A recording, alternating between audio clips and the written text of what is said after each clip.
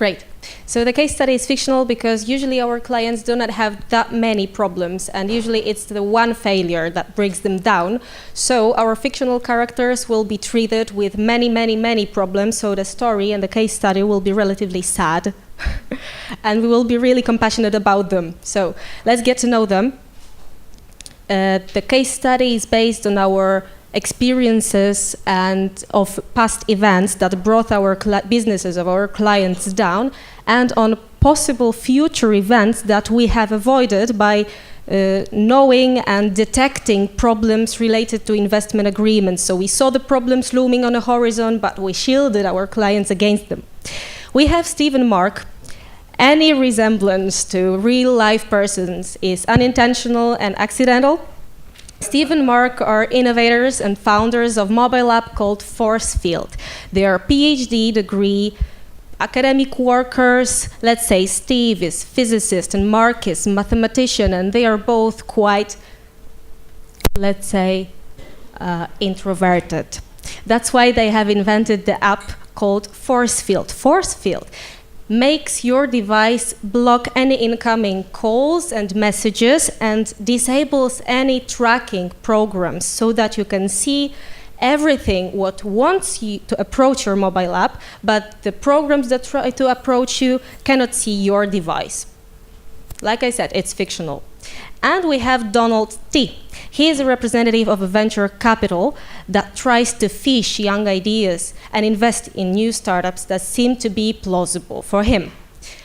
Steve and Mark were like fed up with their academic work and eating pizza and drinking beer every evening, so they came up with the idea, but usually the idea needs funds. So they thought about getting a bank credit or a fast loan, but apparently one of them already had credit agreement on his side, and let's say Steve was currently unemployed. So 100% sure they wouldn't get any good credit scoring, and the loan also wouldn't come into question. So seeking funds, they caught the train and went to Gdańsk to get an investor during the InfoShare events. Let it be InfoShare. Then they were strolling through the InfoShare infrastructure and attracting the investors, and to their amazement, there were loads of them. The investors, impersonated by business angels, the investor angels, and venture capital representatives, kept fishing them during the InfoShare and proposing them like relevant agreements that would combine their funds and idea together to build a strong and successful enterprise. They were amazed. I mean, Mark imagined even more beer and pizza, and Steve thought about sushi and a nice glass of Prosecco to have. And that's what is called wishful thinking when reading investment agreement and concluding drafted investment agreement. I wouldn't like to say that the investor is that bloodthirsty beast that seeks out new ideas to suck them out and leave drained. But obviously, when the business is going to succeed, there are certain interests that are going to compete. There's only one possibility that there will be no competitive interests between investor and startup, and that's when the business fails. So let's keep this in our case study. That was the sin number one. The investment agreement was drafted generally. They didn't even skim through it. They didn't even go through any clauses defining their obligations and obligations of the investor. They were just really happy about the money they were going to get. And there was the money rain. They showered in money, basically. Everything went perfect. They concluded the investment agreement, and they concluded the, let's say, limited liability company agreement, and they set up a real company working within the territory of Republic of Poland.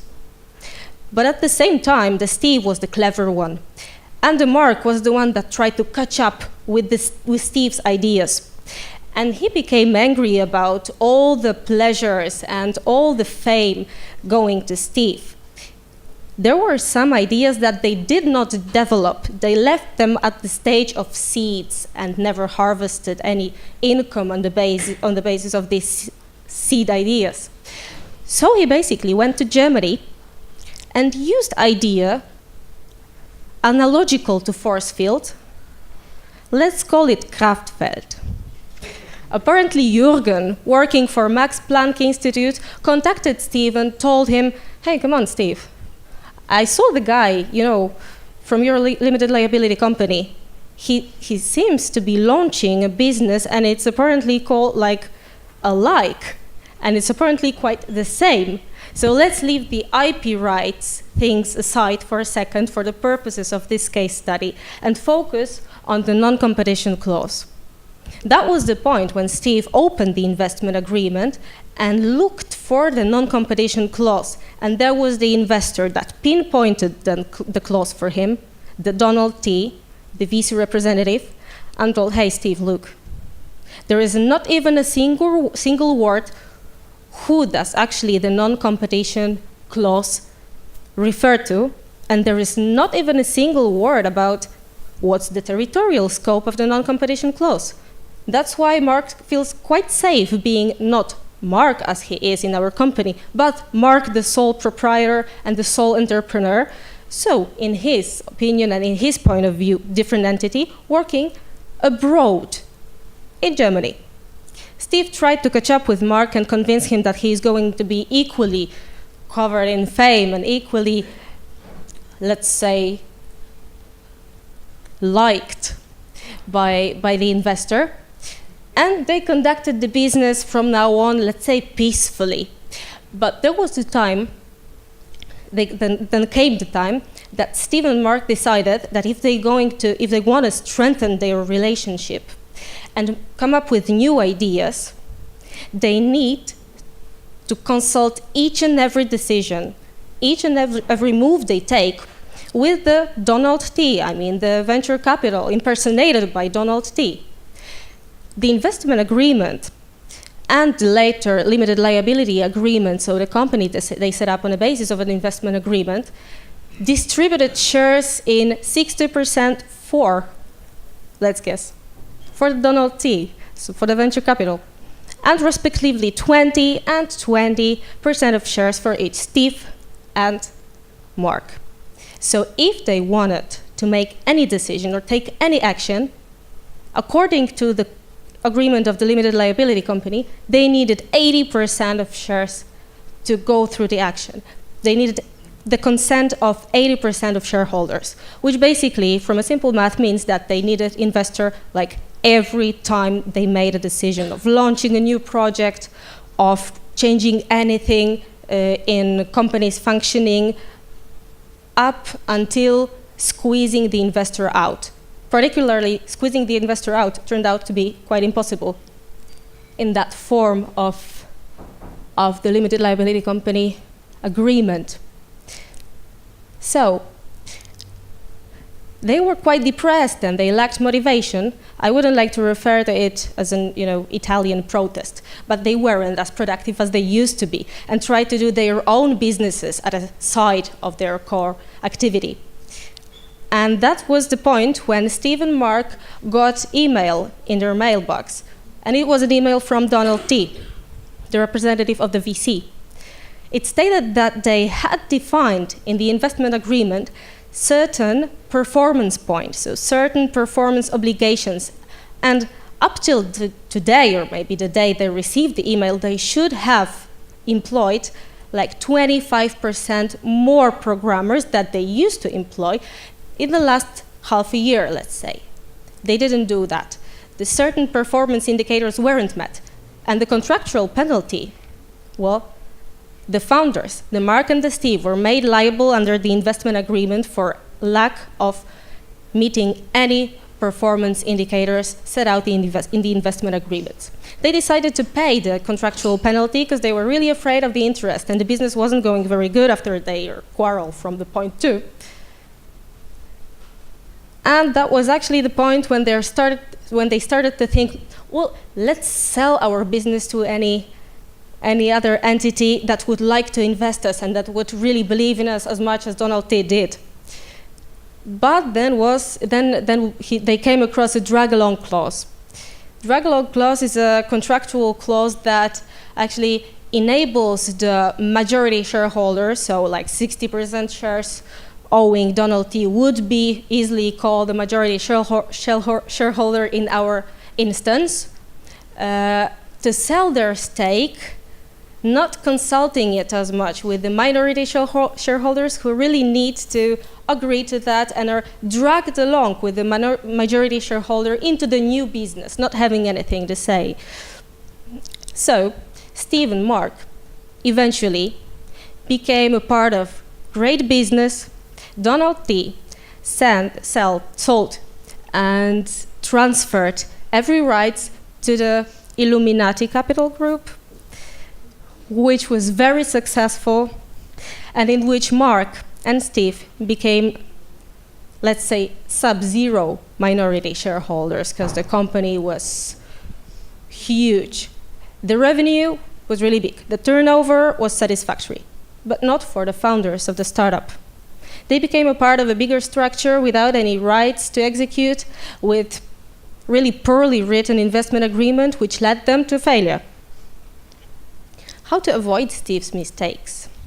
So, read the small print twice, 3 times. Read the small print every time you come across it. And if you do read it, what to look for in the small print?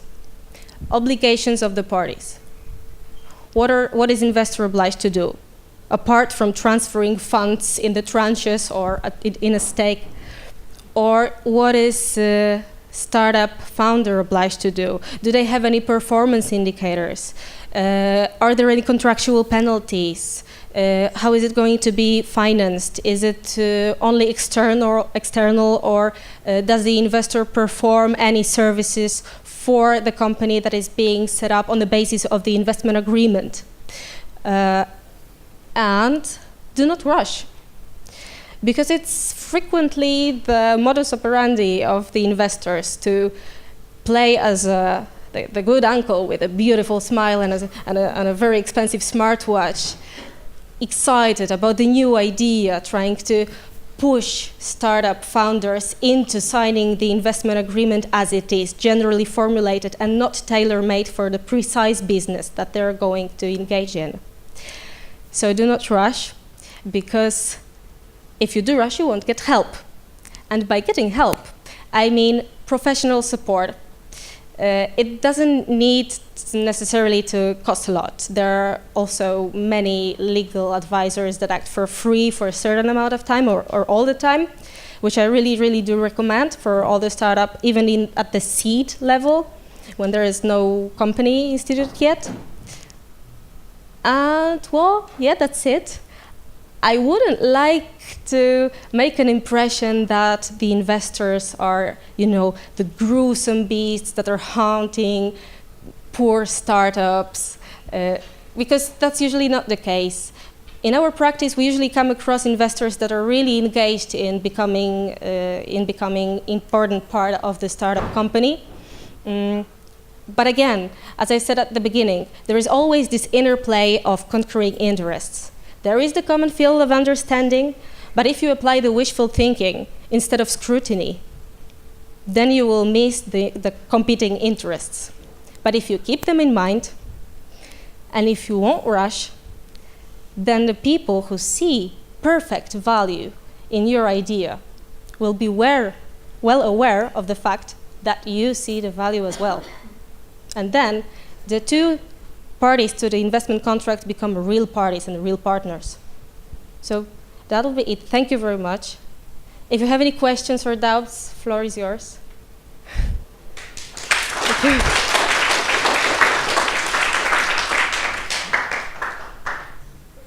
Because when we're building a new product, a new startup, in the beginning, usually there is a small team, and the team tries to either hire freelancers, other small firms, or like independent entrepreneurs. So what are your tips on the legal side? Because of course it's different when you have an employee and they have a different contract, and it's different with freelancers who can go then to your competition with all your knowledge. So what are your tips to signing a good contract, especially when someone is doing a new product that they don't want to get a word out of it. Let's, for example, I know, like with Snapchat and Facebook, or just on a smaller scale, but someone doesn't want to be outrun by the competition or something like this. I guess it was inspired by the non-competition clause piece of presentation. Sure, that's the point. After having negotiated the basis of his obligations, so scope of obligations, you need to conclude non-disclosure agreement. So it's kind of a secrecy agreement that should set out basic information on what you intend to keep secret and what, therefore, he is obliged to keep secret with his further business contacts. So if you conclude that kind of agreement with a freelancer, that it should be concluded prior to concluding a commission contract or that kind of thing.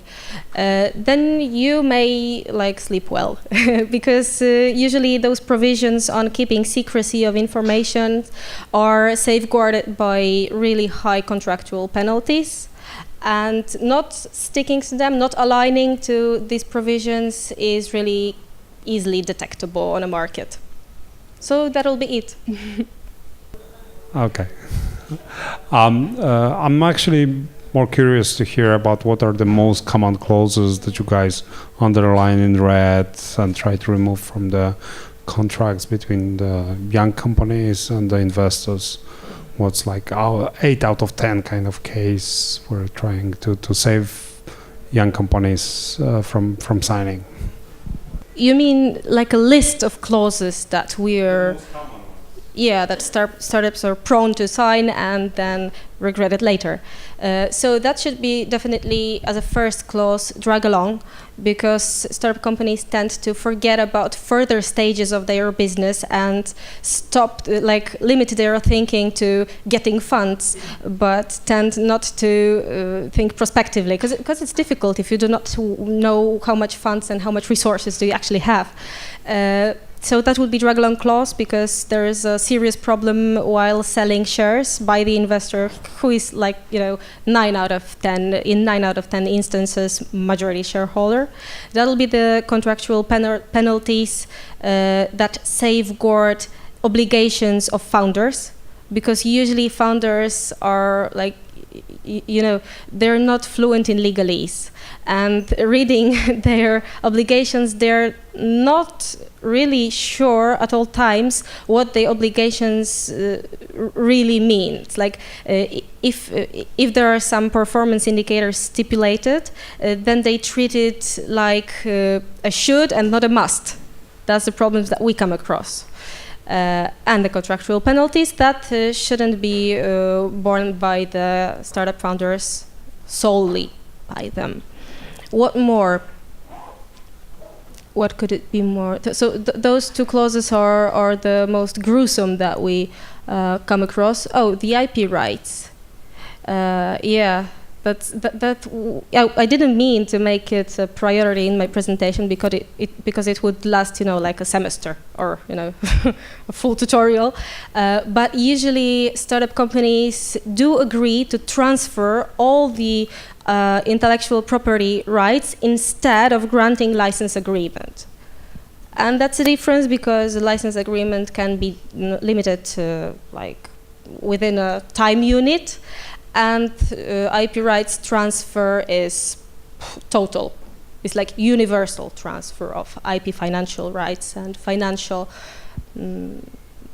rights, supporting the main subject of those IP rights.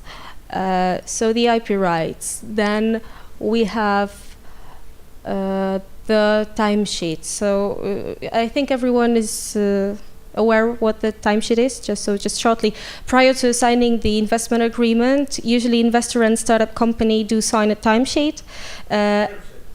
Timesheet, yeah, timesheet. However you refer to that, it should stipulate the subsequent steps to be taken, and it's not the agreement yet, but it's like a pre-agreement. It's like negotiations signed by the parties. So, Not contractually binding, are they? well, not as long as you will not appear in a court against your investor. So technically they're not, but if the investor gets really mad for not complying with a term sheet or timesheet, they may go to the court and they may draw consequences against the startup. So it's like, I wouldn't like to develop it further here because it again would take too much time, but it is possible, yes. My question is, as a startup founder that you just got an offer from an investor, let's say I'm smart, I'm going to TRIO Legal, and I ask you guys for advice, which I did, but anyway. So then, like, how would you, okay, and then you see some really nasty clauses. What's the next step? Do you help startups in negotiations? How would the startup actually go to an investor and start negotiating? It looks like the startup is on a very, it's very small and the investor is very big and there is no way to actually negotiate anything. Have you seen investors actually change their clauses, adjusting them based on your feedback? How does it work? Is there any hope? Yes, there is hope, certainly. There is hope. We've seen investors falling to their knees before startups. If the startups had really scorable ideas on the table. So what do we do? First question. We review the investment agreement. We pinpoint the horrible clauses that we would like to throw out if it's possible. Then usually we need to explain to the startups why the clause is flawed. Because if we try to, cross out one of the provisions in the contract, usually startups react like, no, don't touch this issue. The investor is not going to like it. So our first and foremost obligation is to convince the startups to stand in line with us when we are negotiating with the investors later on. Then if we convince our clients, we start the process of negotiating the agreement. So we send the agreement to the investor and, lights out. What's going to happen? The investors usually accept most changes that do not touch financial issues, like penalties, like tranches of funds, like shares. So that's the written sitting negotiation part. And then we meet at the table, and there's the psychological game going on. And answering your question, is there any hope? Most certainly there is. Why? 3 reasons. First, they have money, but you are the clever ones.